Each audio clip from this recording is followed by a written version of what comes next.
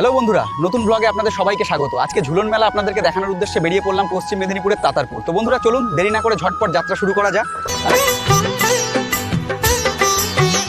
দোলে রায় কিশোরী দোলে রাস বিহারী, ঝুলন দোলায় রাধার বংশীধারী।